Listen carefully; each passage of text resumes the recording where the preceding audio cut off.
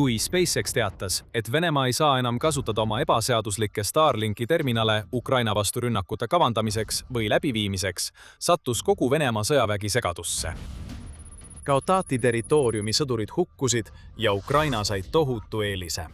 Sellest ajast alates on Venemaa püüdnud luua omaenda Starlinki versiooni ja sügaval Venemaa territooriumil asuv Sojuzi raketikeskus oli võtmetähtsusega osa kosmoseprogrammist, mille eesmärk oli taastada ühendus ja side Venemaa sõduritele. Sa võid ilmselt juba aimata, mis juhtus. Ukraina leidis selle Sojuzi keskuse üles ja pani selle põlema, saates midagi roosat, et hävitada Kremli unistus luua omaenda Starlink.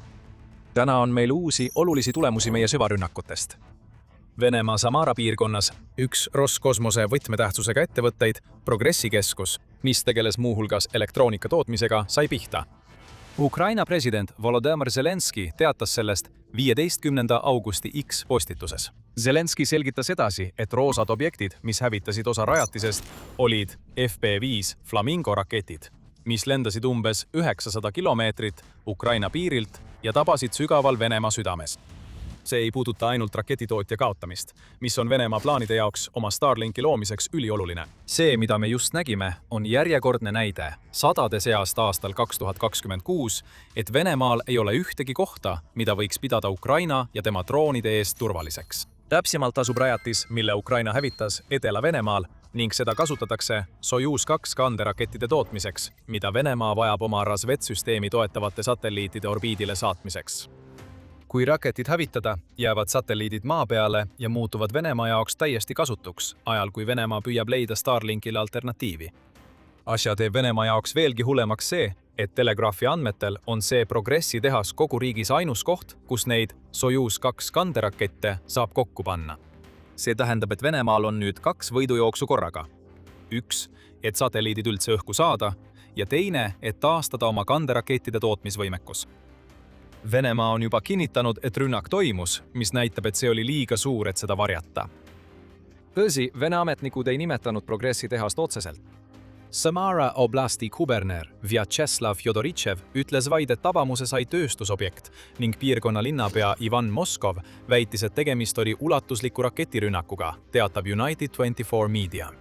Sama väljaanne lisab, et tavalised inimesed kohapeal on olnud avameelsemad. Elanikud teatasid valjudest plavatustest varsti pärast seda, kui Samara piirkonnas anti raketialarm.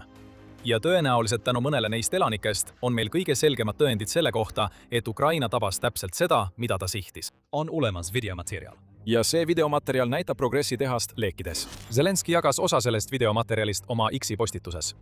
20-sekundiline klipp näitab mitmest erinevast nurgast tuld, mis on nii kõrgele tõusnud, et seda on näha põlemas kilomeetrite kauguselt. Paksud suitsupilved tumestavad taevast ja need kõik pärinevad Progressi keskusest. Veel videomaterjali pärineb huvitavast allikast, Dennis Stillemannilt, kes on Firepointi asutaja. See ettevõte toodab roosasid rakette, mida Ukraina kasutas oma Sojuzi hävitavas rünnakus. Tema videomaterjal näitab rünnaku päris algust. See näitab Flamingo rakettide maapealset väljalaskmist, mida Ukraina kasutas, ning annab vaid lühikese pilguheite Venemaa jaoks tekkinud kaugmaa ohule, mis pole enam alles kujunemas, vaid on muutunud igapäevaseks probleemiks. Flamingo raketi ja drooni hübriid ei ole lihtsalt olemas, vaid tabab Venemaad üha sagedamini rängalt. Venemaa kardab seda roosat relva ja selleks on tal igati põhjust. Flamingo annab Ukrainale kaugmaa võimekuse, mida tal suurem osa sõjast pole olnud. Rahvusvahelise strateegiliste uuringute instituudi andmetel Flamingo, mis on roosa algse tootmise tehase vea tõttu ja on sellest ajast alates jäänud selliseks kui omamoodi kaubamärk, võib läbida umbes 3000 kilomeetrit ning sellel on võimas 1150 kilone lõhkepea, mis suudab hävitada tugevalt kindlustatud sihtmärke ja suuri rajatisi. Forbes ütleb, et see rakett muudab kogu Ukraina sõja dünaamikat ja võib väita, et see teebki just seda.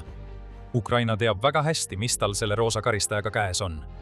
Nad on rahastanud tootmise laiendamist ja lasevad Flamingo droonrakette igasuguste oluliste sihtmärkide pihta Venemaal. Progressi keskus on vaid üks neist sihtmärkidest. 2026 aastal on olnud palju teisi. Vastavalt 17. augusti United 24. Meediaraportile tulistab Ukraina nüüd Flamingosid Venemaa pihta, umbes 2 korda kiiremas tempos kui vaid 6 kuud tagasi. Ukraina ise seda ei ütle. Vene meediakanalid, sealhulgas Agentstvo, on sellise järelduseni jõudnud, jälgides Flamingo rünnakuid kogu 2026 aasta jooksul. Need andmed hõlmavad ainult neid flamingosid, mille Venemaa väidab end olevat kinni püüdnud. Kuid Venemaa käitub nii, nagu püüaks ta kõik kinni, süüdistades rususid igas suuremas rünnakus, mis on registreeritud. Siiski on need arvud paljastavad. Veebruarist maini väidab Venemaa, et on kinni püüdnud 31 Flamingo droonraketti. Ukraina on sellest ajast alates oma tegevust märkimisväärselt suurendanud. 2 nädala jooksul enne United24 meediaraportit väitis Venemaa, et on alla tulistanud 25 Flamingot. Tõenäoliselt on Samara Progressi keskus tabanud Flamingo nende arvude hulka arvestatud. Ja kaadrid näitavad meile täpselt, mida Venemaa jaoks tähendab alla tulistamine. Progressi rünnak näitab meile, kui kaugele on Ukraina leidlik droonitehnoloogia arenenud, arenedes välja rindel kasutatud droonidest. Kui Ukraina toetus piirirünnakuteks lääneriikide relvadele, siis nüüd on neil olemas täielik valik kaugmaa relvastust, mis suudab tabada peaaegu kõiki olulisi sihtmärke Venemaal. Ukraina drooni innovatsioon on olnud murranguline tegur, kuulutab Välissuhete nõukogu. See on avanud ukse suuremateks edusammudeks rünnakutes Venemaa territooriumil, mida toetab hirmuäratav tulejõud, nagu näha Flamingo puhul. Ukraina droonid on olnud võtmetähtsusega Musta mere üle kontrolli taastamisel, rakendades Krimmi jaoks strateegiat, mis võimaldab isoleerimist ilma sõdurite ohverdamiseta ja näidates Venemaale, et ühegi nende võtmerajatise jaoks pole enam mingit turvalisust olemas. Kui Flamingo on kasutusel, on kõik 3000 kilomeetri raadiuses sihtmärgiks ning Volodõmõr Zelenski sõnul kasvab see ulatus 2027 aastaks kuni 10 000 kilomeetrini. Kõik see on tehtud selleks, et Vene sõjamasinal jaladalt lüüa. Seda oleme sümboolselt näinud Samaras. Esmapilgul on see järjekordne kaugmaa sanktsioon, mis on kehtestatud selleks, et avaldada survet Vladimir Putinile ja tema Kremli kaaslastele. Iga kord, kui Flamingo või mõni muu Ukraina kaugmaa relv tabab sihtmärki, saadetakse sõnum igale venelasele, kes kuuleb droonide suminat või tunneb tulekahjude kuumust. Putin ei suuda neid kaitsta. Ja tema läbikukkumine Venemaa enda kaitsmisel ongi põhjus, miks sõjaväel Ukrainas nii halvasti läheb. Ja miks nii paljud Vene inimesed on kõrge inflatsiooni ja intressimäärade majandusliku haarde käes, mis muudab neil laenude tagasimaksmise võimatuks. Aga Samaras läheb asi palju sügavamale kui see. Me rääkisime sellest varem. Progressi tehas oli keskne iga plaani jaoks, mida Kreml Ukraina suhtes sepitses. Venemaal on hädasti vaja oma satelliite õhus hoida. Ja kohe selgitame, miks see Samara rünnak on täielikult hävitanud iga unistuse, mis Venemaal võis olla Ukraina sõjakäigu muutmisest. Enne kui me seda teeme, tuletan meelde, et te vaatate sõjasaadet. Kui te pole veel tellinud, siis nüüd on ideaalne aeg vajutada nuppu, lubada teavitused ja valmistuda meie igapäevasteks Ukraina sõda käsitlevateks videodeks. Oleme juba rääkinud Starlinki asendamise teemast. Venemaal on vaja oma Progressi baasi, et ehitada kanderakette, mis saadavad nende Razveti satelliidid kosmosesse. Samara tehas ei ole ainus lüli selles kanderakettide ahelas, kuid see on kõige olulisem. Venemaale vajalike Sojuz kanderakettide komponente toodetakse üle kogu riigi, tõenäoliselt selleks, et takistada Ukrainal kogu tarneahela ühe löögiga hävitamist. Kuid kõik need komponendid koonduvad ühte keskpunkti ja see punkt on Progressi tehas, mida Ukraina ründas 15. augustil. See on nagu Vene kanal pea mahalõikamine. Keha võib veel mõnda aega ringi joosta, kuid kõik, mida see keha südamesse saadab, purskub tühjusesse, seni kuni Progressi tehas on rivist väljas. Kui kaua see kestab, on veel selgusetu. The Telegraph teatab, et tabamuse saanud objekti satelliidipiltidelt paistab, et pardal olevate elektroonikaseadmete kokkupaneku töökoda hävitati. See on Venemaa jaoks valus. Raketa ei jõua ilma pardal oleva elektroonikata eriti kaugele ning on tõenäoline, et suur osa sellest, mis pidi Sojuzi kanderakettidesse laaditama, on nüüdseks suitsuna õhku haihtunud. Koos rajatisega, mis oli spetsiaalselt nende elektroonikaseadmete kokkupanekuks loodud. Venemaal võtab aega selle töökoja taastamine ja iga massiivses põlengus kaotatud komponendi asendamine. Kui irooniline. Satelliidipildid on paljastanud, kui kehvas seisus on Venemaa enda satelliidiprojekt. Et mõista, kui kehvas seisus Venemaa on, pead sa paremini aru saama, mida Venemaa peab saavutama, et saada tööle midagi, mis isegi kaugelt meenutaks nende enda Starlinki versiooni. 17. augusti raportis teatab RBC Ukraine, et Venemaa peab Razveti satelliidivõrgu ülesseadmiseks tegema orbiidile 12–15 Sojuz kanderaketi starti. Iga Sojuz 2.1B suudab orbiidile viia 20 satelliiti. mis tähendab, et Venemaa plaanib, et tema satelliidivõrgustikus oleks kuni 300 satelliiti. Kui see ei kõla võrreldes Starlinkiga eriti muljetavaldavalt, siis põhjusega. See ei olegi. Satellite Tracker andmetel on Starlinkil orbitil 10 977 satelliiti ning plaanis on täielik võrgustik 42 000 satelliidiga. Parimal juhul saab Venemaa enda Starlinki versioon olema vaid 36 osa tegeliku Starlinki suurusest. Venemaa võib väita, et see pole probleem. Tal on vaja satelliidikatet ainult Ukraina ja võib-olla ka Venemaa osade jaoks, mitte kogu maailma jaoks praegu. See võib nii olla, kuid samas ei saa eitada, et Venemaa plaanid on vaid kehv versioon tehnoloogiast, mis on kaotatud. Halb koopia originaalist, mis kui järele mõelda, sobib Venemaale suurepäraselt. Alates Nõukogude ajast on Venemaa pigem varastanud ja kopeerinud, kui ise midagi loonud. See teeb seda ka praegu, püüdes kopeerida Ukraina droone, ja Razveti süsteem on lihtsalt viimane näide sellest. Kõigest hoolimata ei saa eitada, et Razvet on Venemaa jaoks ülioluline. Igasuguse satelliitide konstellatsiooni orbiidile saatmine, isegi kui see ei ole võrreldav Starlinki süsteemiga, millele Venemaa varem ebaseaduslikult ligi pääses, on parem kui mitte midagi. Seetõttu on Venemaa pannud nii palju ressursse uute Sojuz-kapslite ehitamisse, mis on ühesuunalised kanderaketid, mida ei saa tagasi tuua ega taaskasutada. Mida kiiremini need kanderaketid valmis saavad, seda parem on Venemaa olukord Ukrainas. Ja just sellepärast. Aastaid kasutas Venemaa Starlinki terminale, millele pääseti ebaseaduslikult ligi kõigeks, alates droonirünnakutest kuni sujuva side tagamiseni eesliini üksuste ja tagalas asuvate juhtimiskeskuste vahel. See kõik lõppes 2026. Aasta alguses, kui SpaceXi asutaja Elon Musk katkestas kogu Starlinki ligipääsu Venemaa vägedele, tundub, et seda tehti, luues Ukraina terminalide valge nimekirja ja Venemaa terminalide musta nimekirja, mis sisuliselt lõpetas venelaste ligipääsu peaaegu üleöö. Mõju oli kohene ja märgatav. Veebruariks olid Venemaa lahinguvõimed drastiliselt langenud. Nagu üks Ukraina droonioperaator, kutsungiga Giovanni, tol ajal BBC-le ütles, venelased kaotasid oma võime lahinguvälja kontrollida. Ma arvan, et nad kaotasid 50% oma ründevõimest. Nii näitavad numbrid.